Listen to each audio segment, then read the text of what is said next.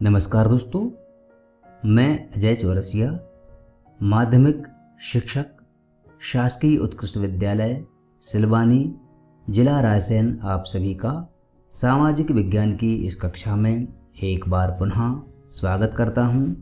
आज हम कक्षा 9वीं की NCERT की सामाजिक विज्ञान की लोकतांत्रिक राजनीति के अध्याय 2 संविधान निर्माण का अध्ययन करेंगे।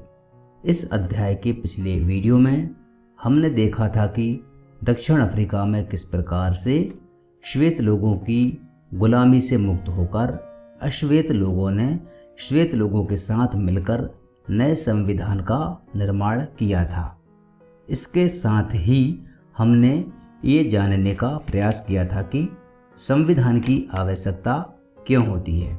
इस वीडियो में हम इसी अध्याय के अंतर्गत यह समझने का प्रयास करेंगे कि भारतीय संविधान का निर्माण किस प्रकार हुआ है तथा भारतीय संविधान के बुनियादी मूल्य कौन कौन से हैं। तो आइए हम इस वीडियो को आरंभ करते हैं। आइए अब हम भारतीय संविधान के निर्माण की बात करते हैं। भारतीय संविधान का निर्माण किस तरह से हुआ है वो अब हम समझने का प्रयास करेंगे।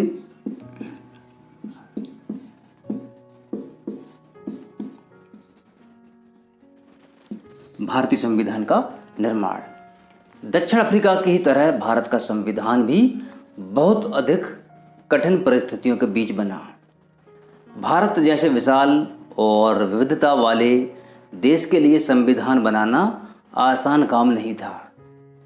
भारत के लोग तब गुलाम की हैसियत से बाहर निकलकर नागरिक की हैसियत पाने जा रहे थे। देश ने धर्म के आधार पर हुए बंटवारे की विभीषिका झेली थी, मतलब हमारे देश का विभाजन हुआ था। भारत और पाकिस्तान के लोगों के लिए बंटवारा भारी, बर्बादी और दहलाने वाला अनुभव था। इस विभाजन से जुड़ी हिंसा में सीमा के दोनों तरफ कम से कम 10 लाख लोग मारे जा चुके थे। एक बड़ी समस्या और भी थी।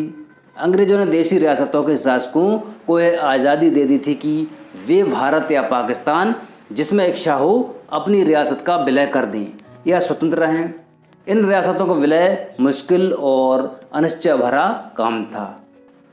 जम्मू कश्मीर, हैदराबाद, जूनागढ़ और भोपाल की रियासत के विलय में भारत को काफ़ी परेशानी का सामना करना पड़ा।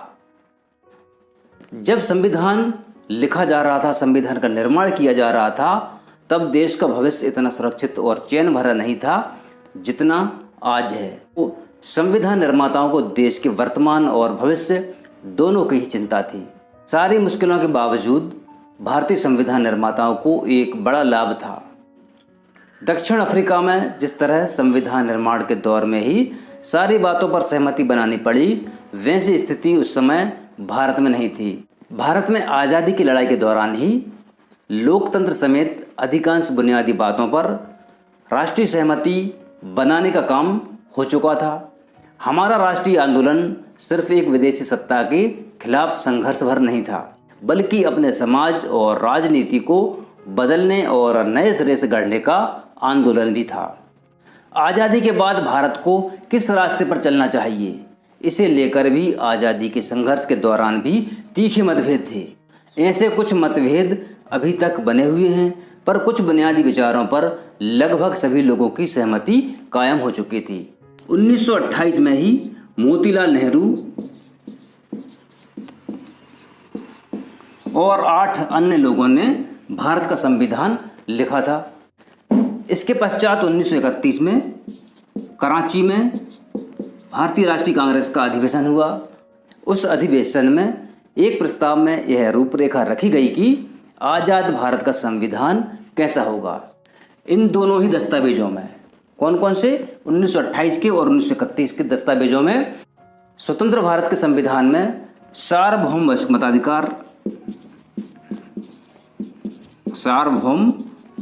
मताधिकार,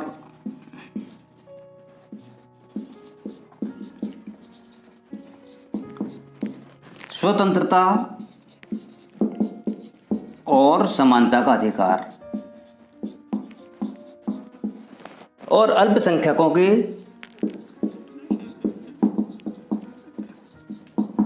के अधिकारों की रक्षा की बात कही गई थी। इस प्रकार संविधान की रचना करने के लिए बैठने से पहले ही कुछ बुनियादी मूल्यों पर सभी नेताओं की सहमति बन चुकी थी। औपनिवेशिक शासन की राजनीतिक संस्थाओं और व्यवस्थाओं को जानने समझने से भी नई राजनीतिक संस्थाओं का स्वरूप तय करने में मदद मिली। अंग्रेजी हुकूमत ने बहुत कम लोगों को वोट का अधिकार दिया था। इसके आधार पर अंग्रेजों ने जिस विधायिका का गठन किया वह बहुत कमज़ोर थी। 1937 के बाद पूरे ब्रिटिश शासन वाले भारत में प्रादेशिक असेंबलियों के लिए चुनाव कराए गए थे। इनमें बनी सरकारें पूरी तरह लोकतांत्रिक नहीं थीं, पर विधानसभाओं में जाने और काम करने का अनुभव तब बहुत लाभदायक हुआ, क्योंकि इन्हीं भारतीय लोगों को अपनी संस्थाएं और व्यवस्थाएं बनानी थी और आगे जाकर चलाना भी थी। इसी कारण भारतीय संविधान में कई संस्थाओं और व्यवस्थाओं को पुरानी व्यवस्था से लगभग जस का तस अपना लिया गया है, जैसा कि 1935 का भारत सरकार अधिनियम था। 1935 का भारत शासन अधिनियम आज़ादी के बाद भारत के स्वरूप को लेकर वर्षों पहले चले चिंतन और बहसों ने भी काफ़ी लाभ पहुंचाया। हमारे नेताओं में इतना आत्मविश्वास आ गया कि उन्हें बाहर के विचार और अनुभव को अपनी ज़रूरत के अनुसार अपनाने में कोई हिचक नहीं हुई। हमारे अनेक नेता फ्रांसीसी क्रांति के आदर्शों, ब्रिटेन के संसदीय लोकतंत्र के कामकाज और अमेरिका के अधिकारों की सूची से काफ़ी प्रभावित थे। रूस में हुई समाजवादी क्रांति ने भी अनेक भारतीयों को प्रभावित किया और वे सामाजिक और आर्थिक समता पर आधारित व्यवस्था बनाने की कल्पना करने लगे थे। लेकिन वे दूसरों की सिर्फ नकल नहीं कर रहे थे। हर कदम पर वे यह सवाल जरूर पूछते थे कि क्या ये चीज़ें भारत के लिए उपयुक्त होंगी। इन सभी चीज़ों ने हमारे संविधान के निर्माण में मदद की। आइए अब हम बात करते हैं संविधान सभा की।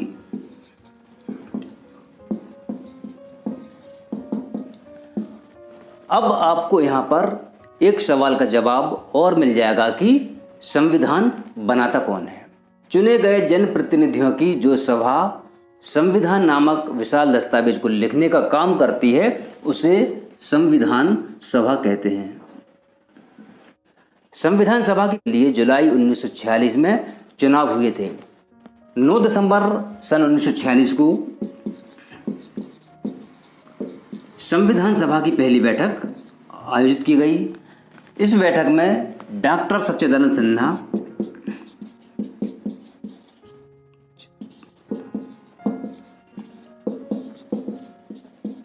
संविधान सभा के अस्थायी अध्यक्ष चुने गए।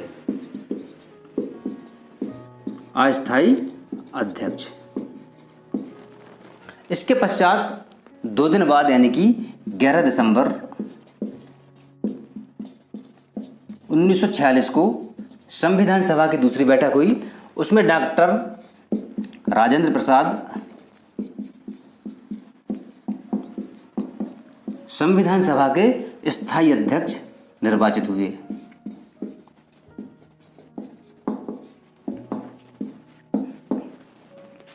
इसके तत्काल बाद भारत 2 हिस्सों में बंट गया, भारत और पाकिस्तान। तो संविधान सभा भी 2 हिस्सों में बंट गई, एक भारत की संविधान सभा और दूसरी पाकिस्तान की संविधान सभा। भारतीय संविधान लिखने वाली सभा में 299 सदस्य थे। इस संविधान सभा ने 26 नवंबर 1949 को अपना काम पूरा कर लिया और 26 जनवरी 1950 को संविधान पूरे देश में लागू हो गया। इसी दिन की याद में हर साल हम 26 जनवरी को गणतंत्र दिवस के रूप में मनाते हैं। इस सभा द्वारा 50 साल से भी पहले बनाए गए संविधान को अभी तक हम क्यों मानते हैं? हमने पहले ही एक कारण का जिक्र किया था।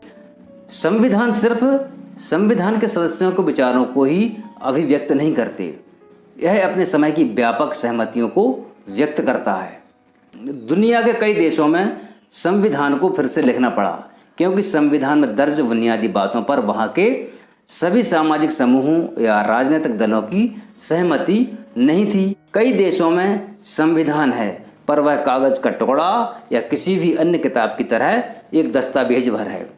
कोई भी उस पर आचरण नहीं करता, पर हमारे संविधान का अनुभव एकदम अलग है, एकदम निराला है। पिछली आधी सदी से ज़्यादा की अवधि में अनेक सामाजिक समूहों ने संविधान में कुछ प्रावधानों पर सवाल उठाए, परंतु किसी भी बड़े सामाजिक समूह ने या राजनीतिक दल ने खुद संविधान की वैधता पर सवाल कभी नहीं उठाया। यह हमारे संविधान की एक असाधारण उपलब्धि है। संविधान मानने का दूसरा कारण यह भी है कि संविधान सभा भारतीय लोगों का प्रतिनिधित्व कर रही थी। उस समय सार्वभौम वयस्क मताधिकार नहीं था, इसलिए संविधान सभा का चुनाव देश के लोग प्रत्यक्ष ढंग से नहीं कर सकते थे। इसका चुनाव मुख्य रूप से उन प्रांतीय असेंबलियों के सदस्यों ने ही किया था जिनका जिक्र हम पहले कर चुके हैं। इसके कारण देश के सभी भौगोलिक क्षेत्रों का इसमें उचित प्रतिनिधित्व हो गया था। इस सभा में भारतीय राष्ट्रीय कांग्रेस के सदस्यों का प्रभुत्व था, जिसने राष्ट्रीय आंदोलन की अगुवाई की, पर स्वयं कांग्रेस के अंदर कई राजनीतिक समूह और विचारों के लोग थे। सभा में कई सदस्य ऐसे थे जो कांग्रेस के विचारों से सहमत नहीं थे। सामाजिक रूप से इस सभा में सभी समूह, जाति, वर्ग, धर्म और पेशों के लोग थे। अगर संविधान सभा का गठन सार्वभौम वयस्क मताधिकार के जरिए हुआ होता तब भी इसका स्वरूप कुछ इसी तरह का होता। और अंततः जिस तरह संविधान सभा ने अपना काम किया वह संविधान को एक तरह की पवित्रता और वैधता प्रदान करती है। संविधान सभा का काम काफ़ी व्यवस्थित, खुला और सर्वसम्मति बनाने के प्रयास पर आधारित था। सबसे पहले कुछ बुनियादी सिद्धांत तय किए गए और उन पर सबकी सहमति बनाई गई। फिर प्रारूप कमेटी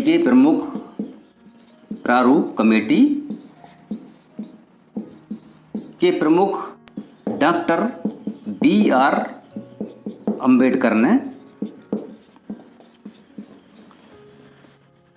चर्चा के लिए एक प्रारूप संविधान बनाया। संविधान के प्रारूप की प्रत्येक धारा पर कई दौर में चर्चा हुई। 2000 से ज़्यादा संशोधनों पर विचार हुआ। लगभग 3 वर्ष यानी कि 2 वर्ष 11 माह 18 दिन में 114 दिनों की गंभीर चर्चा हुई। सभा में पेश हर प्रस्ताव, हर शब्द और वहाँ हर कही गई बात को रिकॉर्ड किया गया और संभाला गया। इन्हें कॉन्स्टिट्यूएंट असेंबली डिबेट्स नाम से 12 छोटे मोटे खंडों में प्रकाशित किया गया। इन्हीं बहसों से हर प्रावधान के पीछे की सोच और तर्क को समझा जा सकता है। संविधान की व्याख्या के लिए भी इस बहस के दस्तावेजों का उपयोग होता है। आइए अब हम भारत की संविधान सभा के प्रमुख सदस्यों की चर्चा करते हैं। यह है सरदार वल्लभ भाई झावर भाई पटेल। इनका जन्म गुजरात में हुआ। अंतरिम सरकार में गृह, सूचना और प्रसारण मंत्री बने। वकील और बारदोली किसान सत्याग्रह नेता। भारतीय रियासतों के विलय में निर्णायक भूमिका, बाद में उप प्रधानमंत्री भी बने। सरोजिनी नायडू, जन्म आंध्र प्रदेश, कवयित्री, लेखिका और राजनीतिक कार्यकर्ता। कांग्रेस की अग्रणी महिला नेता, बाद में उत्तर प्रदेश की राज्यपाल बनी। अबुल कलाम आज़ाद, जन्म सऊदी अरब, शिक्षाविद, लेखक और धर्मशास्त्रों के ज्ञाता। अरबी के विद्वान, कांग्रेसी नेता, राष्ट्रीय आंदोलन में अग्रणी भूमिका, मुस्लिम अलगाववादी राजनीति के विरोधी, बाद में पहले केंद्रीय मंत्रिमंडल में शिक्षा मंत्री बने। टी कृष्णमाचारी, जन्म तमिलनाडु, प्रारूप कमेटी के सदस्य, उद्यमी और कांग्रेस के नेता, बाद में केंद्रीय मंत्रिमंडल में वित्त मंत्री बने। डॉक्टर राजेंद्र प्रसाद, जन्म बिहार, संविधान सभा के अध्यक्ष, वकील और चंपारण सत्याग्रह के प्रमुख भागीदार, 3 बार कांग्रेस अध्यक्ष बने, बाद में भारत के प्रथम राष्ट्रपति बने। जयपाल सिंह, जन्म झारखंड, खिलाड़ी और शिक्षाविद, भारतीय हॉकी टीम के पहले कप्तान, आदिवासी महासभा के संस्थापक अध्यक्ष, बाद में झारखंड पार्टी के संस्थापक। H.C. मुखर्जी, जन्म बंगाल, संविधान सभा के उपाध्यक्ष, प्रसिद्ध लेखक और शिक्षाविद, कांग्रेसी नेता, ऑल इंडिया क्रिश्चियन काउंसिल और बंगाल विधानसभा के सदस्य, बाद में बंगाल के राज्यपाल। जी दुर्गाबाई देशमुख, जन्म आंध्र प्रदेश, वकील और महिला मुक्ति कार्यकर्ता, आंध्र महिला सभा की संस्थापक, कांग्रेस की सक्रिय नेता, बाद में केंद्रीय समाज कल्याण बोर्ड की स्थापक अध्यक्ष। बलदेव सिंह, जन्म हरियाणा, सफल उद्यमी और पंजाब विधानसभा में पंथक अकाली पार्टी के नेता, संविधान सभा में कांग्रेस द्वारा मनोनीत, बाद में केंद्रीय मंत्रिमंडल में रक्षा मंत्री। कन्हैया लाल मणिकलाल मुंशी, जन्म गुजरात, वकील, इतिहासकार और भाषाविद, कांग्रेसी नेता और गांधीवादी, बाद में केंद्रीय मंत्रिमंडल में मंत्री, स्वतंत्र पार्टी के संस्थापक। श्यामा प्रसाद मुखर्जी, जन्म पश्चिम बंगाल, अंतरिम सरकार में उद्योग एवं आपूर्ति मंत्री, शिक्षाविद और वकील, हिंदू महासभा में सक्रिय, बाद में भारतीय जनसंघ के संस्थापक। भीमराव रामजी अंबेडकर, जन्म मध्य प्रदेश, प्रारूप कमेटी के अध्यक्ष, सामाजिक क्रांतिकारी चिंतक, जातिगत बंटवारे और भेदभाव के खिलाफ अग्रणी आंदोलन, बाद में स्वतंत्र भारत की पहली सरकार में कानून मंत्री, रिपब्लिकन पार्टी ऑफ इंडिया के संस्थापक। जवाहरलाल नेहरू, जन्म उत्तर प्रदेश, अंतरिम सरकार के प्रधानमंत्री, वकील और कांग्रेस नेता, समाजवाद, लोकतंत्र और साम्राज्यवाद विरोधी के पक्षधर, बाद में भारत के प्रथम प्रधानमंत्री। सोमनाथ लाहिड़ी, जन्म पश्चिम बंगाल, लेखक और संपादक, भारतीय कम्युनिस्ट पार्टी के नेता, बाद में पश्चिम बंगाल विधानसभा में सदस्य। आइए अब हम भारतीय संविधान के बुनियादी मूल्यों की चर्चा करते हैं। भारतीय संविधान के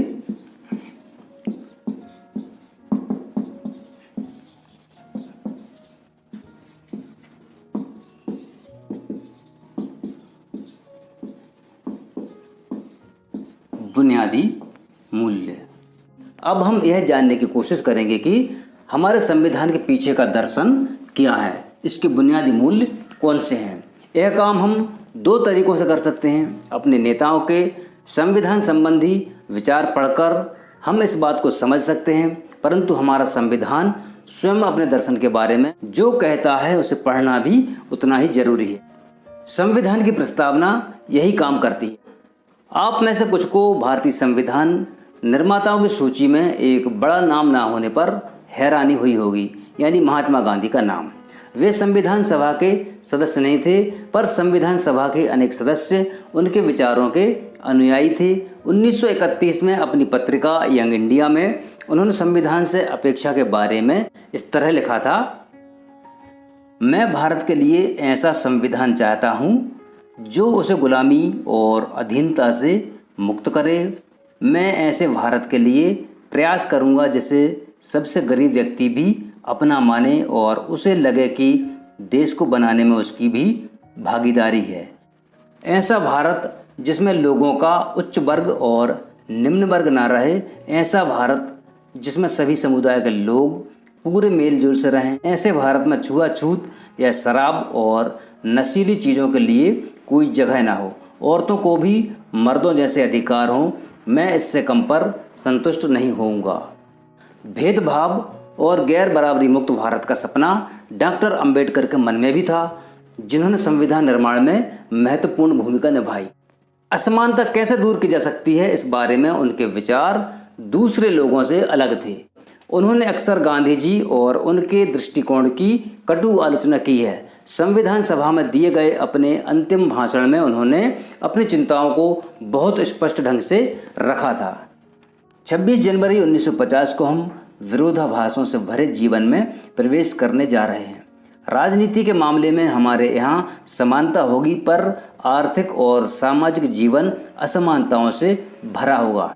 राजनीति में हम एक व्यक्ति एक वोट और हर वोट का समान महत्व के सिद्धांत को मानेंगे। अपने सामाजिक और आर्थिक जीवन में हम अपने सामाजिक और आर्थिक ढांचे के कारण एक व्यक्ति एक वोट के सिद्धांत को नकारना जारी रखेंगे। हम इस विरोधाभासपूर्ण जीवन को कितने लंबे समय तक जीते रहेंगे? हम अपने सामाजिक और आर्थिक जीवन में कब तक समानता को नकारते रहेंगे? अगर यह नकारना लंबे समय तक चला तो हम अपने राजनीतिक लोकतंत्र को ही संकट में डालेंगे।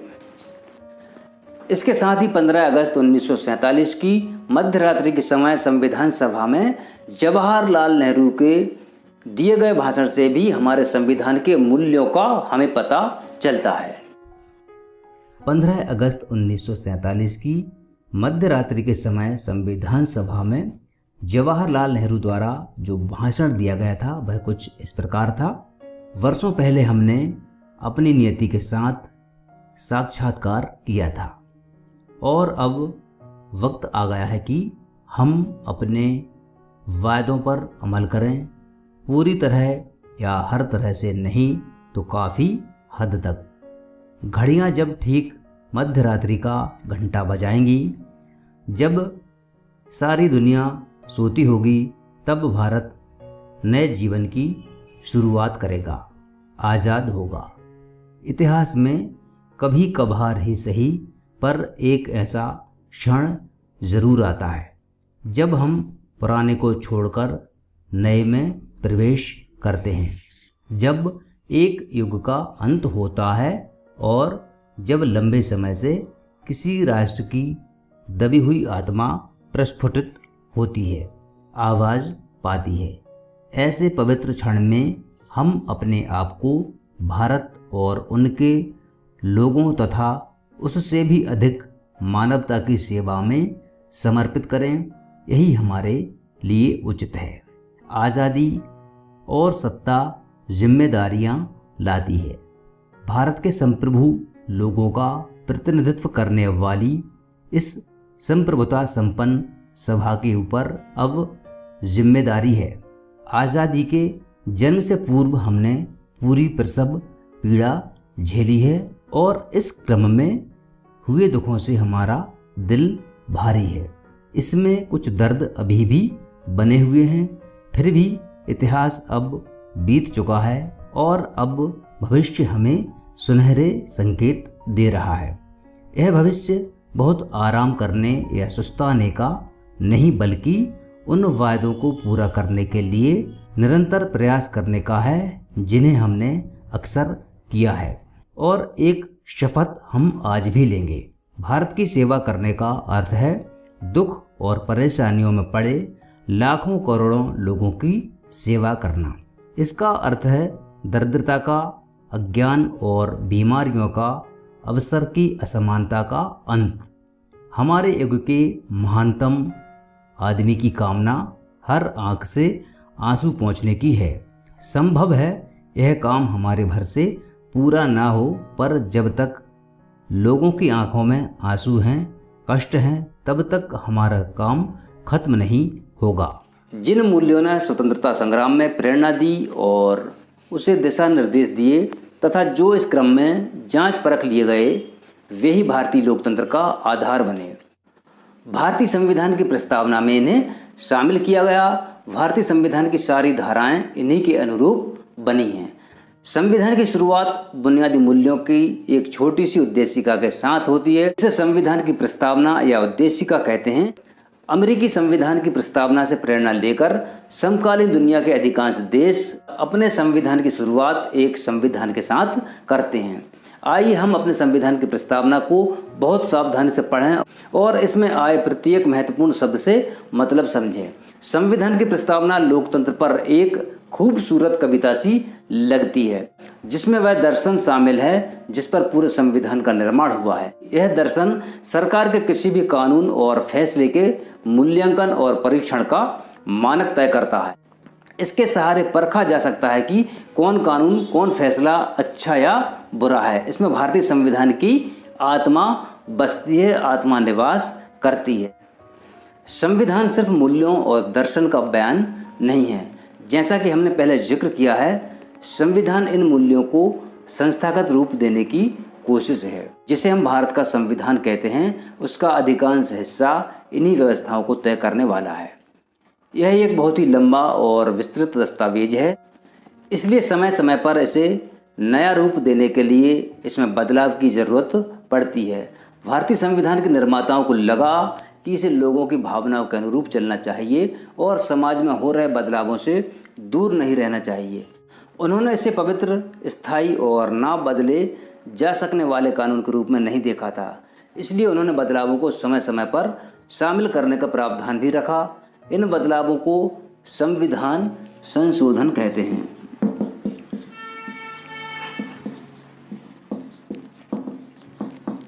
अब शायद आपके एक प्रश्न का और जवाब मिल गया होगा कि संविधान में संशोधन हो सकता है अथवा नहीं, संविधान में बदलाव हो सकता है अथवा नहीं। संविधान ने संस्थागत व्यवस्थाओं को बड़ी कानूनी भाषा में दर्ज किया है। अगर हम संविधान को पहली बार पढ़ें तो इसे समझना मुश्किल लगेगा, फिर भी संस्थाओं के बुनियादी स्वरूप को समझना बहुत मुश्किल बात नहीं है। किसी भी संविधान की तरह भारतीय संविधान भी वे नियम बनाता है जिनके अनुसार शासकों का चुनाव किया जाता है। इसमें स्पष्ट लिखा है कि किसके पास कितनी शक्ति होगी और कौन इस बारे में फैसले लेगा। साथ ही संविधान नागरिकों को कुछ स्पष्ट अधिकार देकर सरकार के लिए लक्ष्मण रेखा तय कर देता है कि सरकार इससे आगे नहीं बढ़ सकती। दोस्तों, मुझे उम्मीद है आप लोगों ने संविधान निर्माण का चैप्टर पूरी तरह से समझ लिया होगा। आपको इस बात का ज्ञान हो गया होगा कि संविधान की आवश्यकता क्यों होती है, संविधान बनते कैसे हैं और इनको कौन बनाता है और किस तरह से बनाता है। किसी लोकतांत्रिक देश के संविधान को आकार देने वाले मूल्य कौन कौन से होते हैं और संविधान को एक बार बना देने के पश्चात उसमें समाज की बदलती हुई परिस्थितियों के अनुरूप संशोधन हो सकता है अथवा नहीं। मुझे उम्मीद है आपको इन सभी सवालों के जवाब इस अध्याय में मिल गए होंगे। अब आप अभ्यास हेतु कुछ प्रश्नों को नोट कीजिए। इनमें पहला प्रश्न है, भारतीय संविधान सभा में कितने सदस्य थे? प्रश्न क्रमांक 2, भारत का संविधान किस तिथि को बनकर तैयार हो गया था? प्रश्न क्रमांक 3, संविधान सभा के अध्यक्ष कौन थे? प्रश्न क्रमांक 4, संविधान सभा की प्रारूप समिति के अध्यक्ष कौन थे?